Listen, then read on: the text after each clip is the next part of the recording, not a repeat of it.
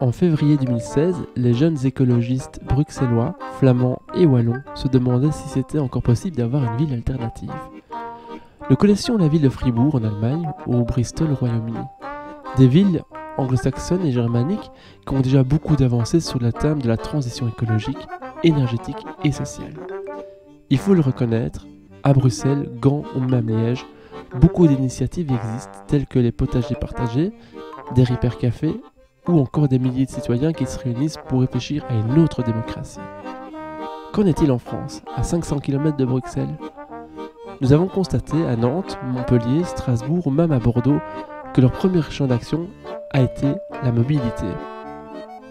Nous avons alors décidé de nous rendre à Grenoble pour rencontrer ces personnes qui ont changé la vie politique de la ville. Nous nous souvenons de cette écrasante victoire électorale en 2014, une liste composée essentiellement de citoyens, de mouvements de gauche et Europe Écologie Les Verts. Nous nous sommes demandé s'il ne fallait pas faire un tour par Lyon, une ville qui se dit en transition énergétique d'un côté et de l'autre côté, où des centaines de citoyens qui dans leur quartier sont à la source d'initiatives solidaires.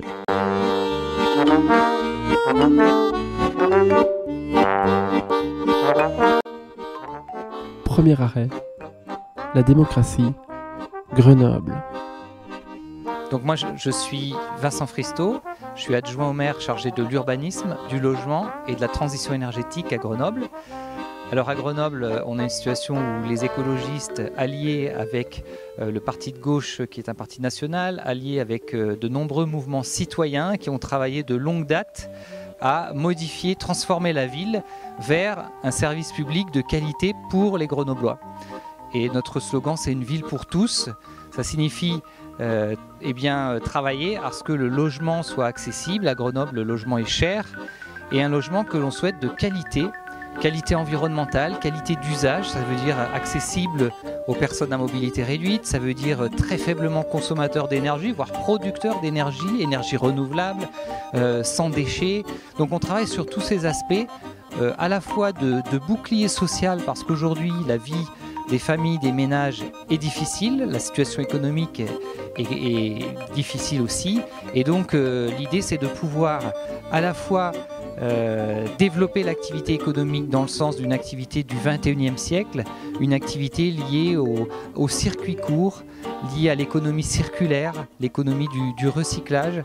La créativité de tous est recherchée pour cela.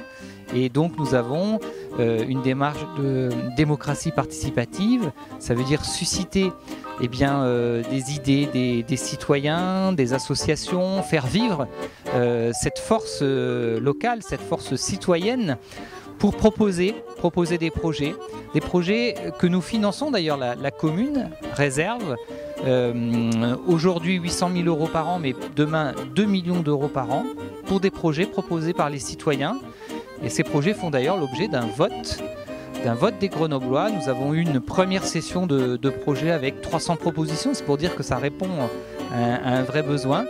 Et donc c'est cet ensemble-là où nous souhaitons une ville écologique, une ville citoyenne, une ville démocratique, où chaque Grenobloise, Grenoblois peut s'exprimer sur la politique locale et que nous définissions ensemble la ville de demain. Donc l'écologie peut changer une ville parce que c'est chaque personne de la ville qui peuvent changer leur vie et leur ville. À Grenoble, on s'attache à aller chercher chaque personne pour chaque projet, que ce soit des projets culturels, sportifs, les projets de transport. Et chaque personne a raison pour sa rue, son quartier, ses habitants. Donc l'écologie politique, c'est un homme, une voix, et pas un politique qui décide toute la vie.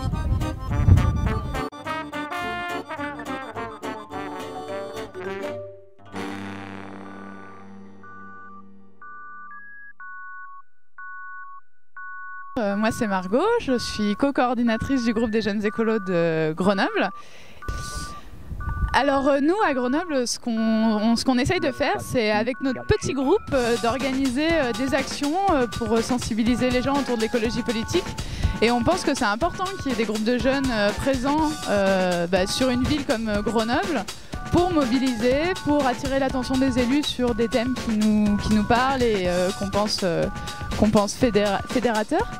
Et par exemple, aujourd'hui, on a visité la caserne de Bonn pour essayer d'analyser qu'est-ce qu'un écoquartier et en quoi c'est bénéfique pour une ville, etc. Donc on se forme, on débat, on échange et c'est vraiment, pour nous, on pense que c'est une action très bénéfique pour la ville d'avoir même un tout petit groupe qui essaye de se mobiliser sur les questions écologiques. Pour moi, je ramènerai principalement l'implication des citoyens, la patience et aussi beaucoup de l'ambition. Parce qu'on a vu quand même des projets très grands, très intéressants, mais qui étaient quand même très ambitieux. Et je pense que c'est un point essentiel dans les projets du futur. C'était aussi quelque chose de très important pour moi de voir que les citoyens ont été impliqués à tout niveau, que ce soit au niveau de la participation, des idées, mais aussi de la réalisation des projets. C'est parce que c'est des projets pour eux et avec eux. Et ça doit être très important de les impliquer tout au long du processus. Donc... Ce voyage, en fait, il me fait rêver, en fait, parce que à Grenoble, par exemple, on fait participer le citoyen, que ce soit le gars qui tient un magasin, que ce soit le syndicaliste. Et le résultat, c'est au conseil municipal, une trentaine d'élus qui ont chacun une compétence. Ils travaillent sur leurs compétences pendant la semaine et ils ont encore un job à côté. Ça prouve quand même que la démocratie participative des habitants, des associations est possible autrement aussi. Et je pense qu'à Bruxelles, à la ville de Bruxelles en tout cas, où je vis, où je milite, c'est également possible. Ça doit être même une proposition phare de 2018, clairement. C'est vraiment un projet phare, la participation citoyenne dans la démocratie locale. Pouvoir discuter de démocratie renouvelée, comme c'est le cas désormais au sein de la municipalité de Grenoble, où les élus d'Europe Écologie Les Verts ont été chercher vraiment les citoyens, les associations, vraiment les plateformes existantes pour inclure le citoyen vraiment dans le débat et les impliquer dans la démocratie locale. Je pense que c'est vraiment une question, je pense que c'est vraiment un bon exemple, une question vraiment à explorer pour nous.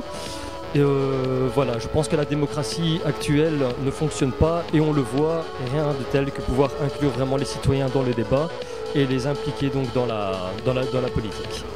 Le projet, vraiment à Grenoble, ce qui ressortait, c'était quand même pas mal tout l'aspect démocratique et d'échange avec les citoyens, de rendre du pouvoir aux citoyens, à travers notamment le budget participatif, mais aussi à travers les politiques qui sont mises en place au niveau culturel et autres. Et ce que j'ai envie de retenir et de rapporter en Belgique, c'est vraiment cette importance de ne pas dénaturer le projet écologiste, de garder une âme au projet écologiste et qu'on continue à être utopiste et à proposer des projets ambitieux qui ont du sens. Als ik één activiteit moet uitkiezen van dit weekend, dan was het toch het gesprek met afgevaardigden in Grenoble.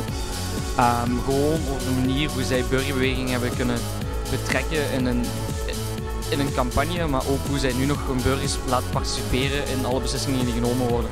En dat vind ik gewoon ontzettend cool.